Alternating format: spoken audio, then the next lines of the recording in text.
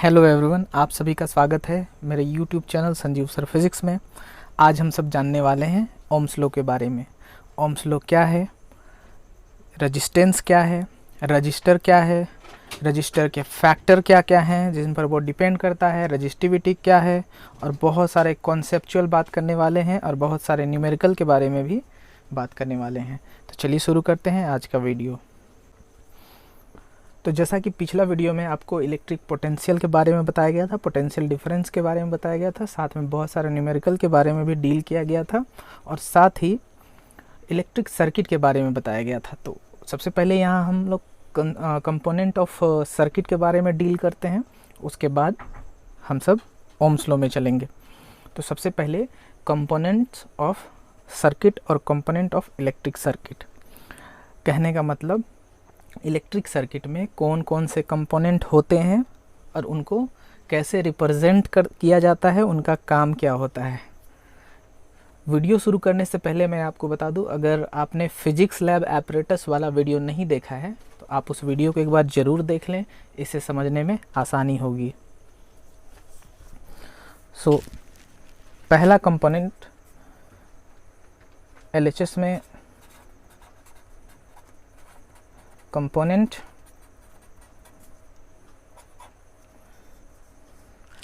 And symbol, left में component and right में symbol.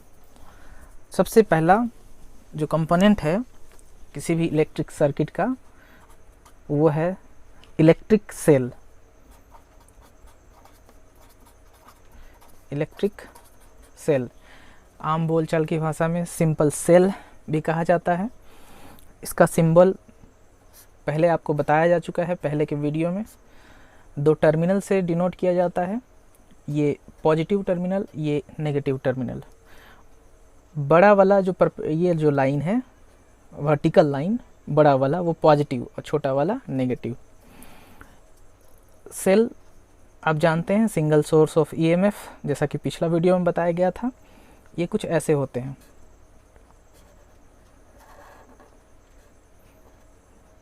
ठीक है।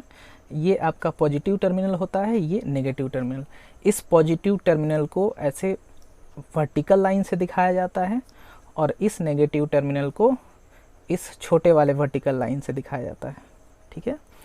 इतना लिखने में परेशानी होती है, यस। इतना लिखने में कई बार प्रॉब्लम होता है। इतना लिखने से ज़्यादा अच्छा है ये दो लाइन ड्रॉ करना और ये ऐसे सिंबल बता देना।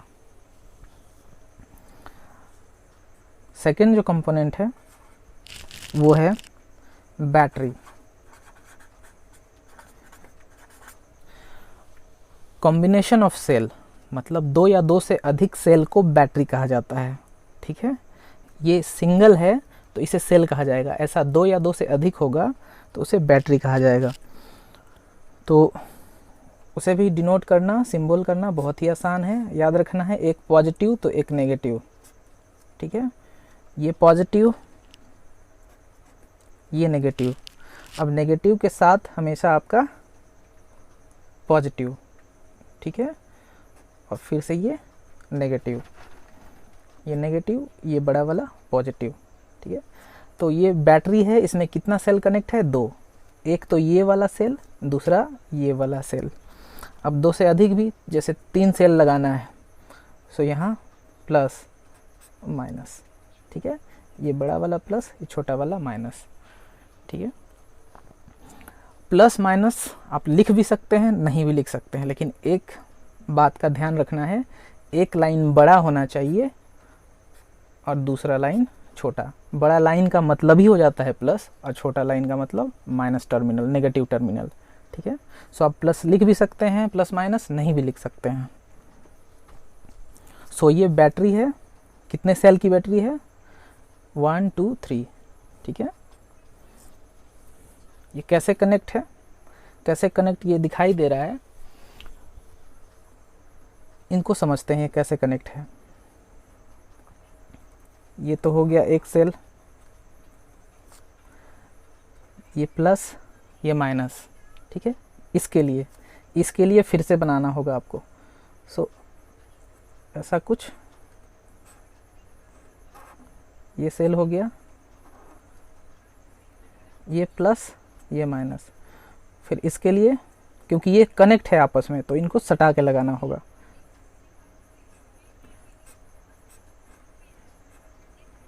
सो ये 3 सेल की बैटरी है। सो ये माइनस और इसका ये वाला फ्रंट वाला क्या हो गया पॉजिटिव, ये नेगेटिव, ठीक है। सो ये पीछे वाला पार्ट नेगेटिव, आगे वाला पार्ट पॉजिटिव, और इसके साथ ही ये कनेक्ट है, कनेक्ट। सो ये सटा हुआ है। फिर से ये नेगेटिव, ये नेगेटिव, ये पॉजिटिव, ये पॉजिटिव, फिर से ये नेगेटिव, ये पीछे वाला नेगेटिव, फिर से ये पॉजिटिव, ऐसे है, ठीक है। अगला टॉपिक हम सब समझते हैं ओम्स लॉ। बहुत ही इम्पोर्टेंट है, इससे न्यूमेरिकल भी बहुत आते हैं। ओम्स लॉ सबसे पहले किसने दिया था? पहला question, who given Ohm's law. बहुत ही सिंपल है, नाम है ओम तो ओम नहीं दिया होगा, पर ओम नहीं लिखना है, जॉर्ज सिमोन ओम, ठीक है। कब दिया गया था? 1827। ओम का पूरा नाम जॉर्ज सिमोन ओम है, जो एक जर्मनी के फिजिसिस्ट थे, ठीक है। अगला जो पॉइंट है ओम्स लॉ के बारे में, वो है ओम्स लॉ क्या अब बताता है, सबसे पहले ये समझना चाहिए। So Ohm's law gives relation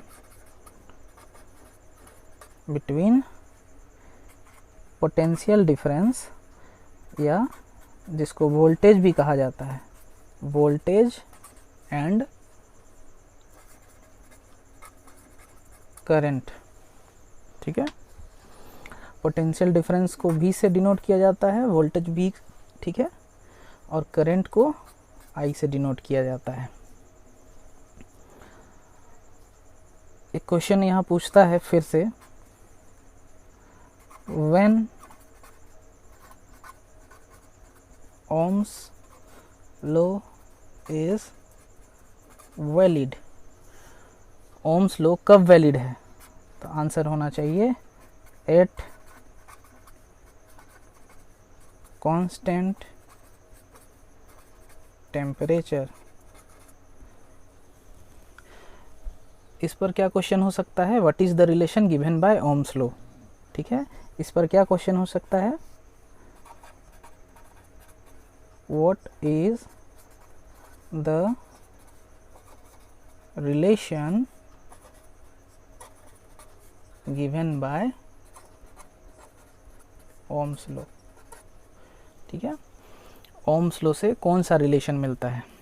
तो ये 3 क्वेश्चन यहाँ हो गए, 3 क्वेश्चन यहाँ हो गए। अब तो स्टेटमेंट देख लेते हैं, ठीक है। ये भी क्वेश्चन हो सकता है, आपसे क्वेश्चन होता है स्टेट ओम्स लॉ, ठीक है, या स्टेटमेंट ऑफ ओम्स लॉ। ये क्वेश्चन होगा स्टेट ओम्स लॉ, ठीक है, और टॉपिक क्या होगा? स्टेटमेंट ऑफ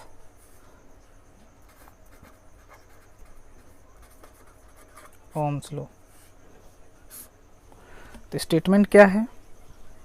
स्टेटमेंट अभी बहुत आसान है, इन सबको देखकर आप समझ गए होंगे स्टेटमेंट क्या होना चाहिए।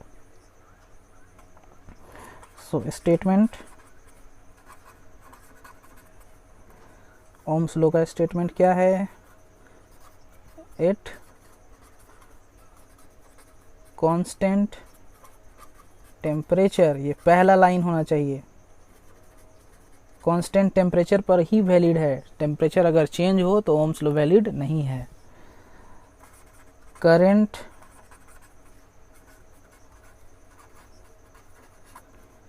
फ्लोइंग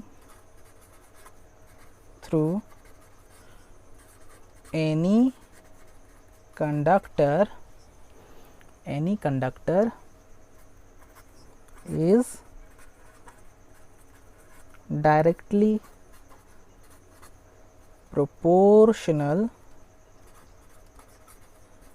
to potential difference, या फिर पोटेंशियल डिफरेंस को क्या बोला जाता है, voltage. At constant temperature current flowing through any conductor is directly proportional to potential difference और वोल्टेज। ठीक है, सो इसको सिंबल में कैसे डिनोट करेंगे, V directly proportional to I। ठीक है, V मतलब पोटेंशियल डिफरेंस या voltage, directly proportional to current. ये जो सिंबल है वो डायरेक्टली प्रोपोर्शनल का है, डायरेक्टली प्रोपोर्शनल। ये सिंबल बताता है कि वोल्टेज बढ़ेगा तो करंट भी बढ़ेगा, करंट बढ़ेगा तो वोल्टेज भी बढ़ेगा। ठीक है, अब आप जानते हैं प्रोपोर्शनलिटी साइन को हटाना है और इक्वल लाना है तो एक कांस्टेंट लगता है। ठीक है, भी इक्वल कर दिए, एक कांस्टेंट R लगा दिए, तो ये हो गया V equals to R I. R क्या है, R है हमारा कांस्टेंट, और इसी कांस्टेंट को कहा जाता है रेजिस्टेंस। ठीक है, R के बराबर क्या होगा, यहाँ से R के बराबर क्या होगा, R equals to V upon I। कहने का मतलब जब भी वोल्टेज और करंट को डिवाइड करेंगे किसी कंडक्टर में, ठीक है, तो वो वैल्यू हमेशा कांस्टेंट आएगा। ठीक है, किसी एक कंडक्टर में जब भी वोल्टेज और करंट को डिवाइड करेंगे। ठीक है, हालांकि ओम्स लॉ एक एक्सपेरिमेंटल टॉपिक है, बिना एक्सपेरिमेंट के इस टॉपिक को नहीं समझा जा सकता। तो अभी तो एक्सपेरिमेंट करके शो करना बहुत मुश्किल है, बाद में एक्सपेरिमेंट का भी वीडियो अपलोड किया जाएगा। ठीक है,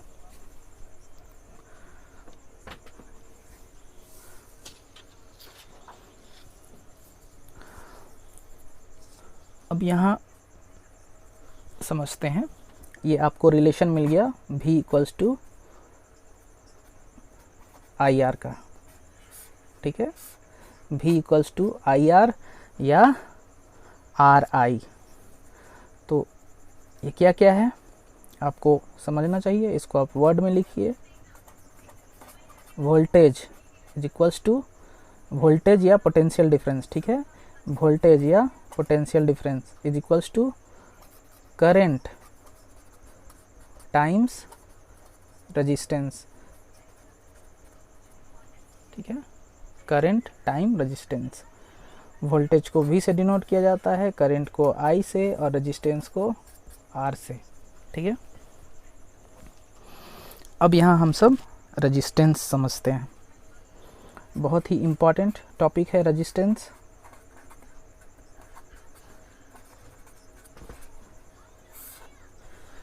रेजिस्टेंस का काम होता है करंट को रोकना। ठीक है, और ये हर कंडक्टर की एक इंटरनल प्रॉपर्टी होती है।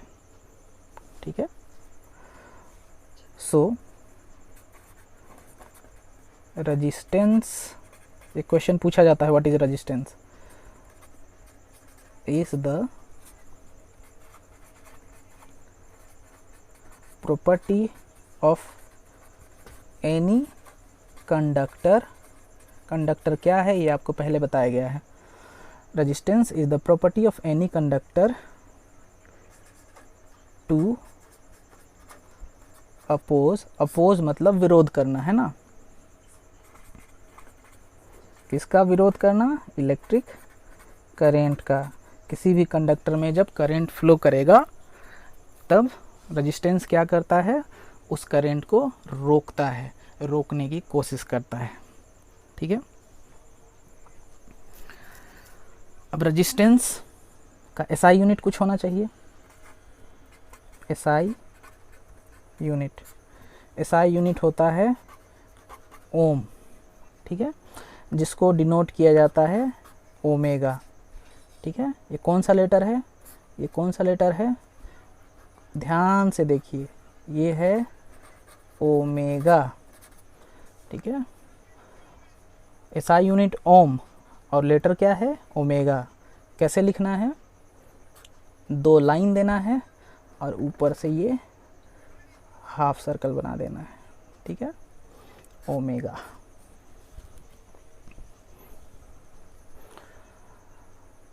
ये क्वांटिटी कैसा है, क्वांटिटी होगा ये भी स्केलर। ठीक है, रेजिस्टेंस आपको याद रखना है, नोट,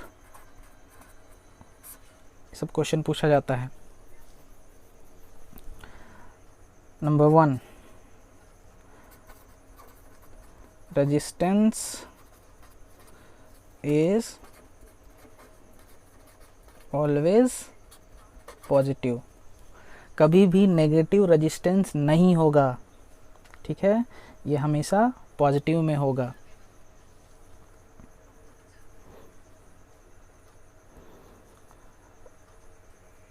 रेजिस्टेंस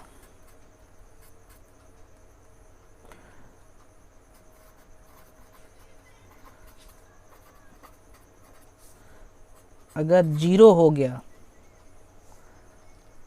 ठीक है, तो जिस कंडक्टर में रेजिस्टेंस 0 होगा वो बन जाएगा सुपर कंडक्टर। सुपर कंडक्टर क्यों, क्योंकि उस पर करंट को रोकने वाला कोई नहीं होगा। लेकिन ऐसा सिर्फ थ्योरी में होता है, प्रैक्टिकली पॉसिबल नहीं है। हर एक कंडक्टर में कुछ ना कुछ रेजिस्टेंस होता ही है। सो ये क्या है, सिर्फ थ्योरेटिकल बात है। ठीक है, थ्योरेटिकल कॉन्सेप्ट है, प्रैक्टिकली कॉन्सेप्ट नहीं है। सो यहाँ आपको लिखना चाहिए 0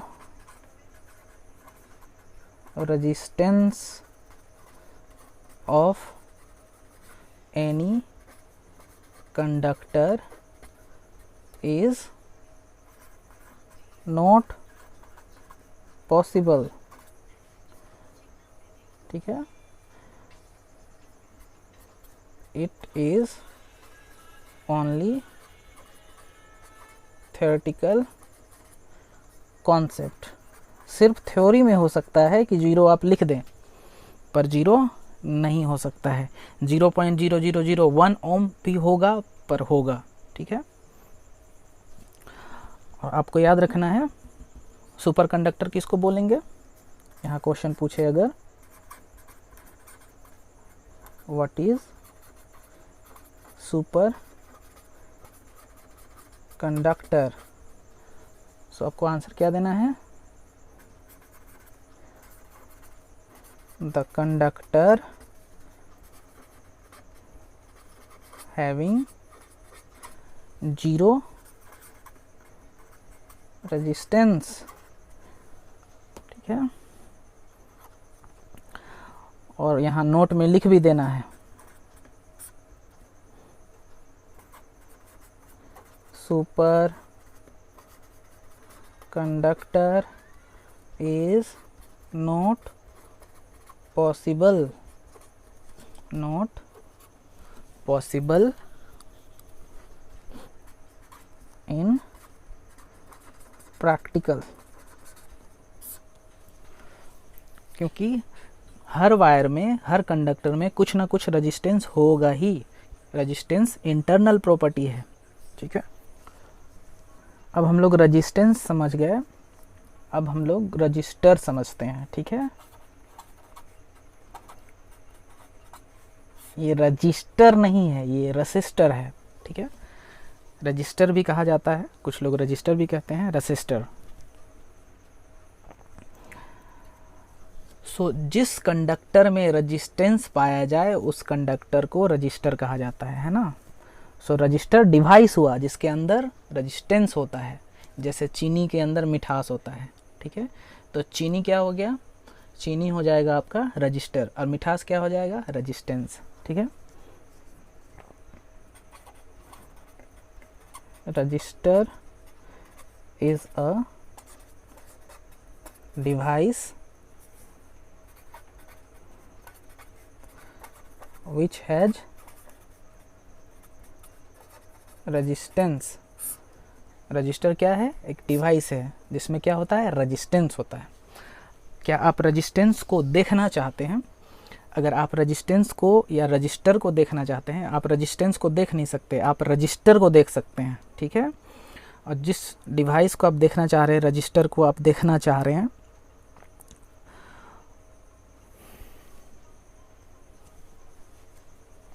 अगर आप रजिस्टर को देखना चाहते हैं तो फिजिक्स लैब पर बना हुआ एक वीडियो है, know your physics lab apparatus, उसमें आपको रजिस्टर दिखलाया गया है कि रजिस्टर दिखाई कैसा देता है, ठीक है। उसको आप ज़रूर देखें। सो रजिस्टर हैज़ रेजिस्टेंस, आपको याद रखना है। रजिस्टर एक डिवाइस है जिसके अंदर रेजिस्टेंस होता है, ठीक है। अब रजिस्टर कितना टाइप का होगा?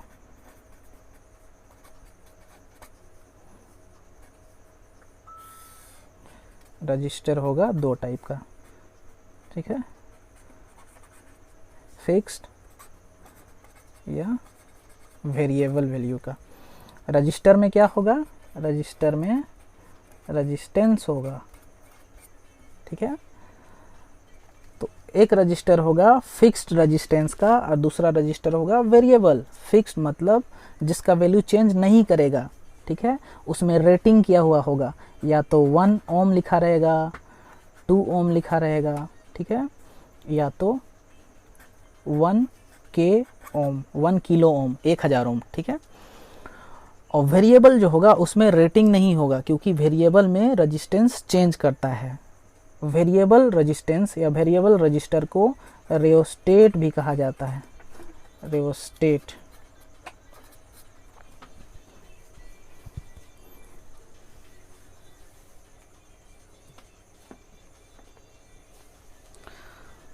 फिक्स्ड रेजिस्टेंस को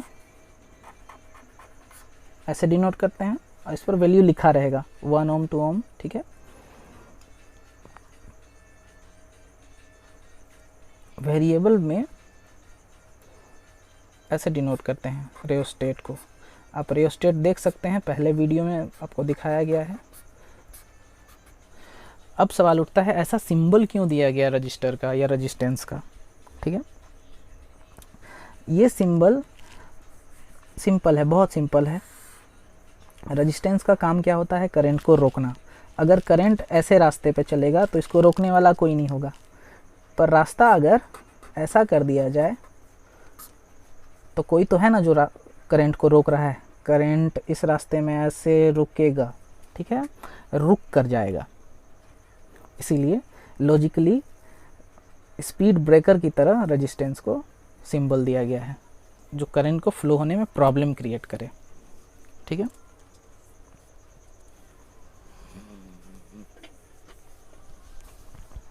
अब नेक्स्ट टॉपिक है जो बहुत इम्पॉर्टेंट है, क्वेश्चन पूछा जाता है, factors on which resistance depend.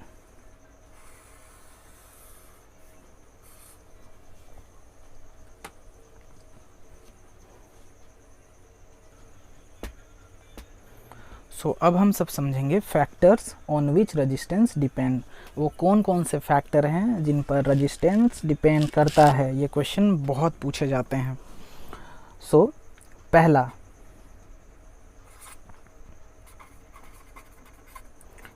Length of the wire, ठीक है। पहला फैक्टर है लेंथ, ठीक है, जिसे आप L से डिनोट करेंगे।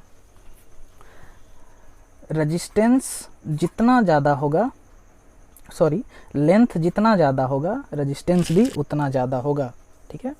ये एक कंडक्टर है,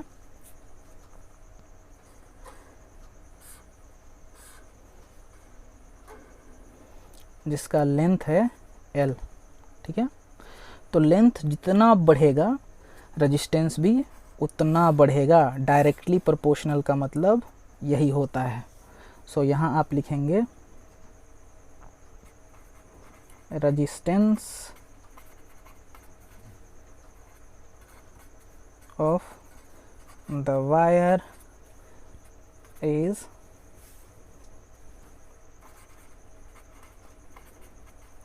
directly proportional to its length। ठीक है, resistance of the wire is directly proportional to its length. कहने का मतलब जितना लेंथ बढ़ेगा उतना रेजिस्टेंस भी बढ़ेगा। अगर लेंथ को 2 टाइम्स कर दिया जाए तो रेजिस्टेंस भी 2 टाइम्स होगा। ठीक है, ये क्वेश्चन पूछा जाता है, if length is made twice what effect can take place on resistance. ठीक है, सो आंसर होना चाहिए रेजिस्टेंस विल बी डबल। ठीक है, दूसरा जो फैक्टर है वो है area of cross section. Area of cross section, इसको ए से डिनोट किया जाता है। देखिए, ये एक कंडक्टर है जिसको बड़ा करके दिखाया गया है। Cross area of cross section कहने का मतलब अगर आप कंडक्टर को कट करते हैं, ठीक है, तो जो एरिया आप सामने से देखेंगे, ठीक है, जो भी एरिया आप सामने से देखेंगे वो क्या होगा, एक सर्कल होगा। ठीक है, जैसे कंडक्टर को अगर देखा जाए तो ये मान लीजिए एक वायर है। ठीक है, वायर को आप ऐसे देखेंगे, सो ये एरिया क्या बताएगा, ये बताएगा circle.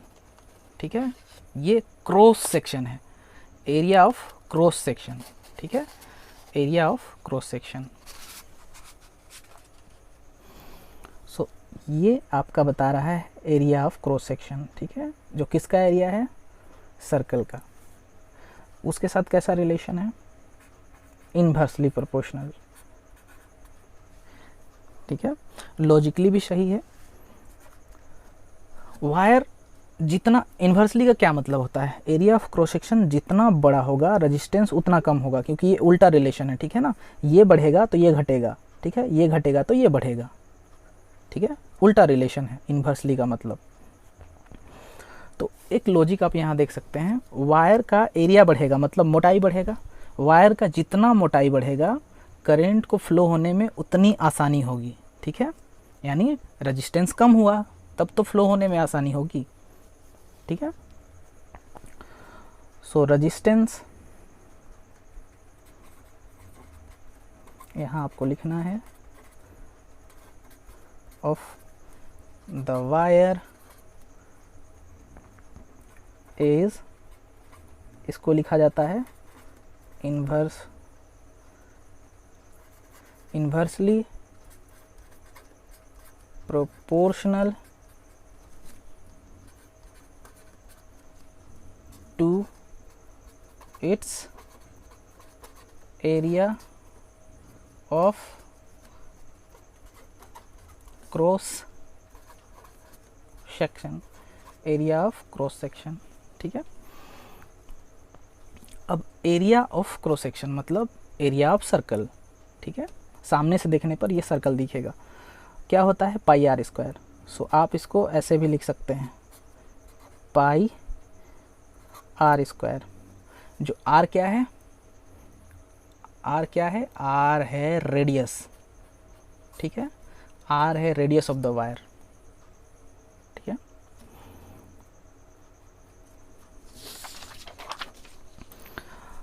So resistance inversely proportional to area of cross section.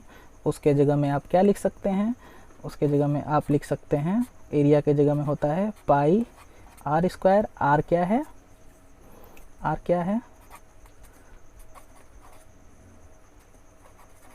Radius, radius of wire. ठीक है, इसको डायमीटर के टर्म में लिखा जाए तो अब क्या लिखेंगे, डायमीटर क्या होता है, डायमीटर होता है 2 टाइम्स रेजिस्टेंस। ठीक ठीक है। डी क्या है, डायमीटर ऑफ वायर, ठीक है। सो यहाँ आप आर क्या लिखते हैं, D/2, ठीक है। D इक्वल्स टू होता है 2R, सो R क्या हो जाएगा, D/2, ठीक है। सो यहाँ R आप क्या लिख सकते थे, 1/पाई, R की जगह में क्या लिखते हैं, D/2, और क्योंकि ये स्क्वायर है तो आप यहाँ लगाएंगे स्क्वायर। सो इसको आप क्या लिख सकते थे, R प्रोपोर्शनल टू, देखिए 1/, ये तो पाई का पाई रहेगा, और D का क्या हो गया, स्क्वायर हो गया, और नीचे ये क्या है, 2 है। सो 2 का स्क्वायर क्या हो जाएगा, 4, ठीक है। सो इसको आप लिख सकते थे R प्रोपोर्शनल टू 4, आपका चला जाएगा ऊपर पाई D², ठीक है। सो पहला रिलेशन ये है, ठीक है, पहला रिलेशन है एरिया ऑफ क्रॉस सेक्शन, दूसरा रिलेशन रेडियस के सेंस में, ठीक है, और तीसरा रिलेशन डायमीटर के सेंस में। तीनों इन्वर्सली हैं, ठीक है, तीनों इन्वर्सली हैं।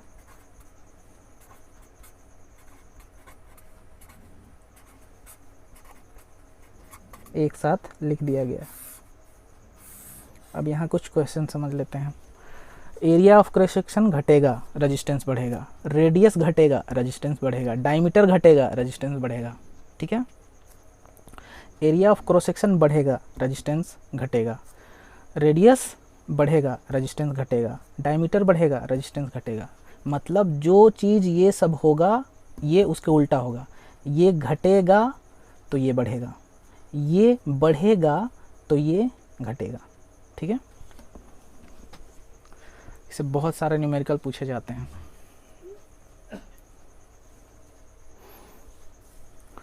तीसरा है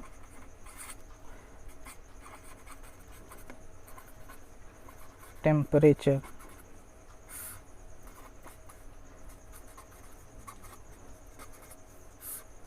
ठीक है।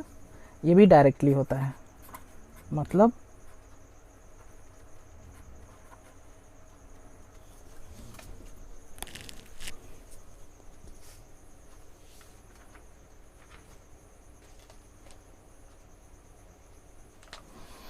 ये भी डायरेक्टली होता है, ठीक है। वायर का टेम्परेचर जितना बढ़ेगा रेजिस्टेंस उतना बढ़ेगा, ठीक है, और रेजिस्टेंस जितना बढ़ेगा करंट को फ्लो होने में उतनी परेशानी होगी, ठीक है। सो आप लिखेंगे resistance of the wire is directly proportional to its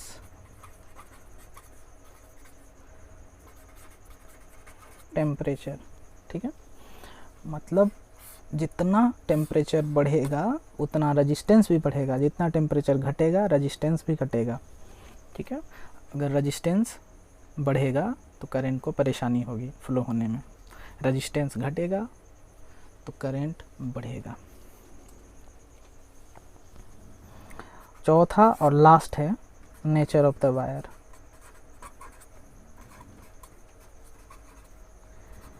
इसमें कोई रिलेशन आपको नहीं बताना है, आपको यहाँ लिखना है नेचर मतलब डिफरेंट वायर, ठीक है ना।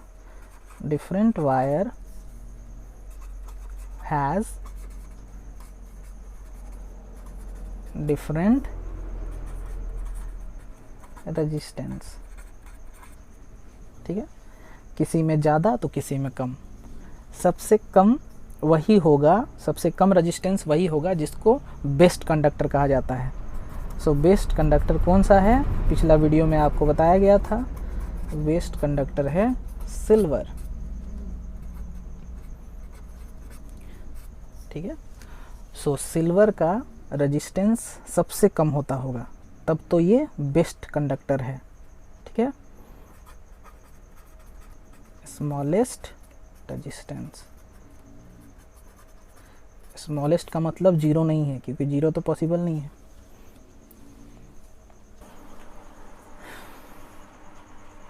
यहाँ एक क्वेश्चन पूछता है what are the resistances of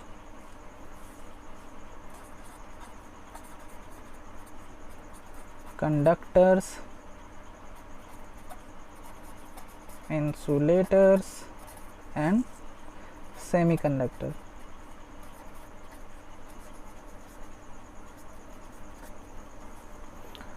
ठीक है, कंडक्टर, इंसुलेटर और सेमीकंडक्टर के बारे में पहले आपको बताया जा चुका है। इनका रेजिस्टेंस क्या होता है। सो आपको बहुत आसान है लिखना। पहला कंडक्टर, दूसरा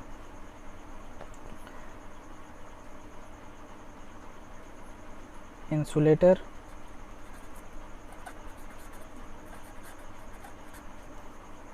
तीसरा सेमीकंडक्टर।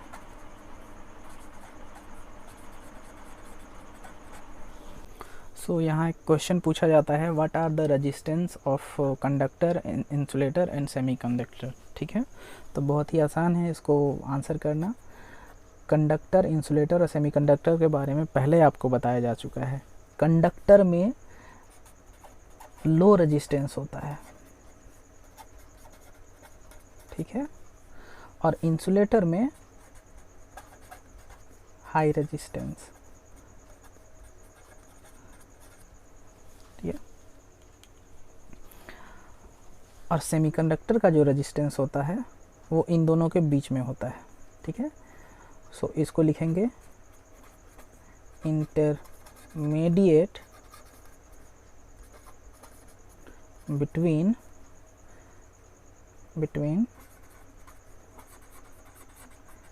conductor and insulator। मतलब सेमीकंडक्टर का रेजिस्टेंस इन दोनों के बीच में होता है। ये बहुत ज़्यादा हाई, सॉरी ये बहुत ज़्यादा लो, ये बहुत ज़्यादा हाई। सेमीकंडक्टर इन दोनों के बीच में होता है, इसलिए intermediate between conductor and insulator. अब अगला टॉपिक समझते हैं हम सब, रेजिस्टिविटी। इससे भी क्वेश्चन होता है। इससे जनरली क्वेश्चन पूछता है यूनिट के बारे में, किस फैक्टर पर डिपेंड करता है, पर उससे पहले रेजिस्टिविटी को हम सब समझते हैं। हम सब ने पिछला टॉपिक में देखा है रेजिस्टेंस 4 चीज़ों पे डिपेंड करता है। उनमें से सिर्फ 2 चीज़ों को हम लेकर चलते हैं। पहला resistance directly proportional to L, ठीक है, और दूसरा क्या था, resistance inversely proportional to area of cross section. ठीक है, जहाँ एल क्या है, लेंथ ऑफ द वायर, और ए क्या है, एरिया ऑफ क्रॉस सेक्शन।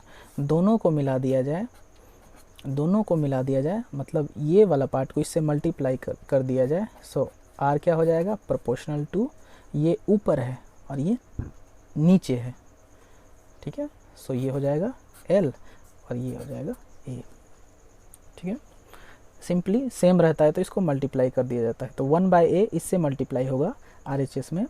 ठीक है, तो क्या हो जाएगा, L/a। अब आपको पता है डायरेक्टली प्रोपोर्शनल जो साइन है उसको हटाने के लिए, प्रोपोर्शनल साइन को हटाकर इक्वल करने के लिए एक कांस्टेंट लगता है। उस कांस्टेंट को यहाँ क्या बोलेंगे। सो यहाँ इसको इक्वल करते हैं। ठीक है, R इक्वल कर दिया गया, इसके जगह में एक लगाना होगा कांस्टेंट। इस कांस्टेंट का नाम है रो, L/a। ठीक है, सो आपको रिलेशन मिला R = रो L/a। ठीक है, ये बहुत ही काम का रिलेशन है। यहाँ रो क्या है, इस सिंबल को बोलते हैं रो। ठीक है, इस सिंबल को क्या बोलेंगे, रो। ठीक है, इसका प्रोनाउंसिएशन होता है रो, ध्यान से, पी की तरह होता है, ऐसा आप मोड़ दें इसको। ठीक है, पी बनाकर पूछ मोड़ दें, रो बन जाएगा। ये है आपका रेसिस्टिविटी, ठीक है, यही है आपका रेजिस्टिविटी। इसका दूसरा नाम भी है स्पेसिफिक रेजिस्टेंस। सो रेजिस्टिविटी पूछे चाहे स्पेसिफिक रेजिस्टेंस पूछे, ठीक है, आपको रो ही समझना है। क्या है ये? रो।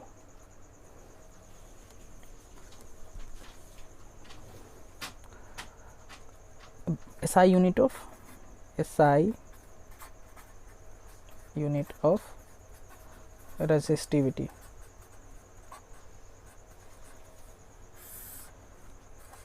अब तो हम सब समझ गए रेजिस्टिविटी रो है, इसका SI यूनिट क्या होगा। तो यहाँ से आपको पता है R equals to rho L by A. So rho क्या हो जाएगा? रो इक्वल्स टू, एक क्रॉस मल्टीप्लाई कीजिए, आर ए अपॉन एल। सबका यूनिट यहाँ रखिए, इसका यूनिट निकल जाएगा। आर है रेजिस्टेंस, ठीक है, ए है area of cross section, L है लेंथ। तो रेजिस्टेंस का ऐसा यूनिट क्या है? ओम, ठीक है, इनटू एरिया का क्या होता है ऐसा यूनिट? सिंपल, एरिया का होता है मीटर स्क्वायर। लेंथ का ऐसा यूनिट क्या होता है? मीटर। सो यहाँ मीटर और मीटर स्क्वायर कैंसिल। सो आपके पास क्या बचा? एक यहाँ ओम और दूसरा यहाँ से मीटर। सो SI यूनिट होगा आपका, रेजिस्टिविटी का SI यूनिट होगा ओम मीटर। डॉट देकर लिखना है, नहीं तो ओम हो जाएगा। इसको सिंबल में आप ऐसे लिखेंगे, ओम को सिंबल में कैसे लिखा जाता है? ओमेगा, और मीटर को तो मीटर में भी, ठीक है। सो यहाँ क्वेश्चन एक पूछता है, ये कैसा क्वांटिटी है? कांस्टेंट क्वांटिटी है, ठीक है, ये भी वैल्यू इसका पॉजिटिव होता है। Resistivity is always positive, negative possible नहीं है। और ये भी स्केलर है, कांस्टेंट स्केलर है।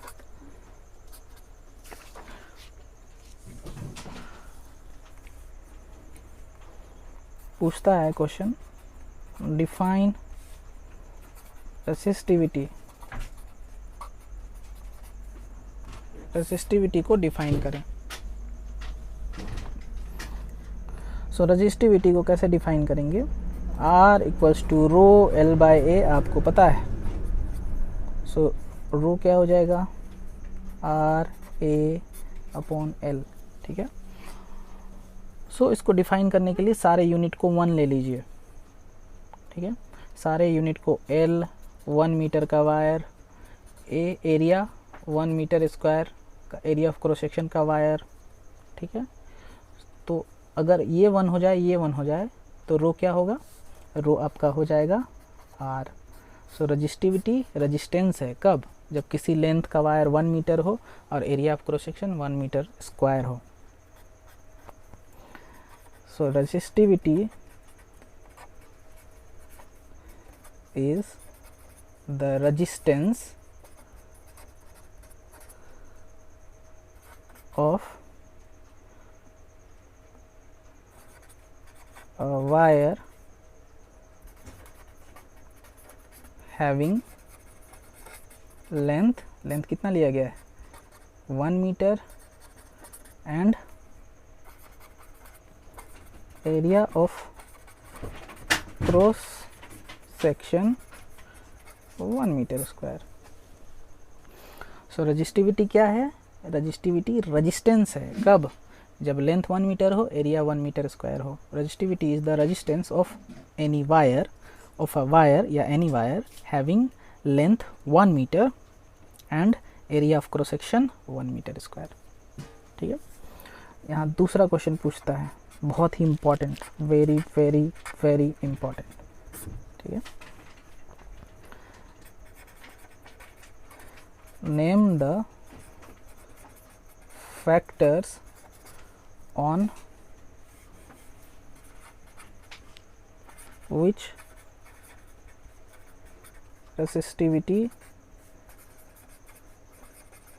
depends।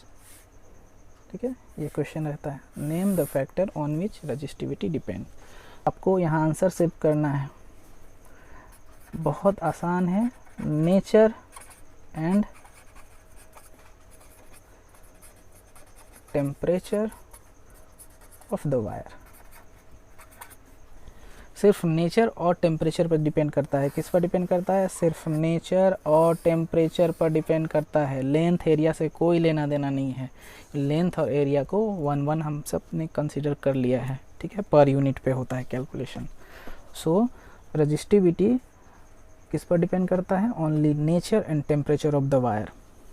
ठीक है, तो एक क्वेश्चन यहाँ पूछता है घुमाकर, if length of the wire is double, length of the wire is double, keeping area of cross section same. Wire का लेंथ को डबल कर दिया गया और एरिया ऑफ क्रॉस सेक्शन को सेम रखा गया। What is new resistivity of the wire? Wire का नया रजिस्टिविटी क्या होगा? तो आपको आंसर देना है नो चेंज या तो रिमेन्स सेम। क्यों?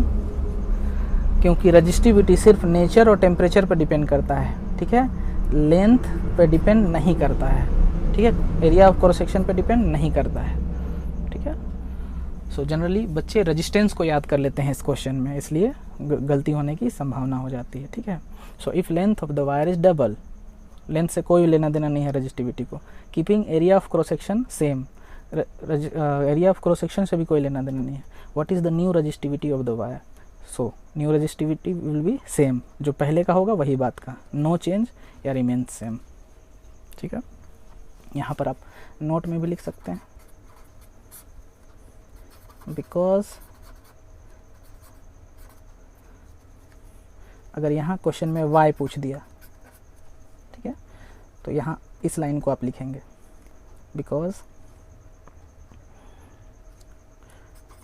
Resistivity only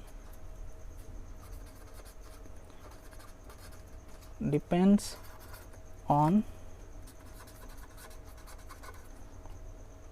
nature and temperature of the wire। खत्म। सो ये ओम्स लॉ से एक छोटा सा क्वेश्चन है, how much current will an electric heater coil draws from a 220 volt source if the resistance of the heater is 100 ohm। ठीक है, यहाँ आपको जो भी गिवन है उस पर ध्यान देना है, आपको करंट निकालना है और गिवन क्या क्या है? 220 वोल्ट, वोल्टेज दिया हुआ है और रेजिस्टेंस भी दिया हुआ है। सो आपको पहला चीज़ क्या करना है, इसमें करंट निकालना है। और क्या क्या गिवन है? आपको पोटेंशियल डिफरेंस या वोल्टेज गिवन है 220 वोल्ट। ठीक है, और रेजिस्टेंस भी गिवन है। ठीक है, resistance of the heater is 100 ओम, 100 ओम। सो आपको करंट निकालना है। आपको सॉल्यूशन बहुत ही आसान है, from Ohm's law. Ohm's law से आप क्या जानते हैं? V equals to I R. So I equals to क्या हो जाएगा? V upon R। So I equals to V upon R। V के जगह में कितना है? 220 वोल्ट और R के जगह में कितना है? 100 ओम। अब ये दोनों SI में है, आंसर जो भी आएगा आपका एम्पियर में आएगा। ये कैंसिल हुआ, ये कैंसिल हुआ, और ये हो गया आपका 2.2 एम्पियर।